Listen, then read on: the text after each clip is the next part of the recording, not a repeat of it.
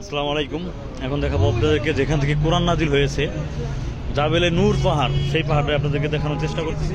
দেখুন আপনারা, এই যে দেখুন জাবেলে নূর পাহাড়, আর এই যে দেখুন পাহাড়, এখানে পাহাড়ই শুধু, ঠিক আছে। এই পাহাড়টা কিন্তু দেখতেছেন এরকম, এই পাহাড়ের উপরে উঠতে আপনার 3.5 ঘন্টা সময় লাগবে, একবার আখের একবার উপরে উঠতে 3.5 ঘন্টা সময় লাগবে এই পাহাড়ের উপরে উঠতে গেলে। জাবেলে নূর পাহাড়, জাবেলে নূর পাহাড়, এই পাহাড়ে হচ্ছে নবীজি 39 দিন ধ্যান করার পরে কোরআন নাজিল হয়েছে এই পাহাড় থেকেই, ঠিক আছে। তো এই হিস্টোরি আমি পুরোপুরি জানি না, কাহিনী আমি জানি না, আমি যতটুকু জানছি ততটুকু আমি বললাম, বাকিটা আপনারা জেনে নেবেন।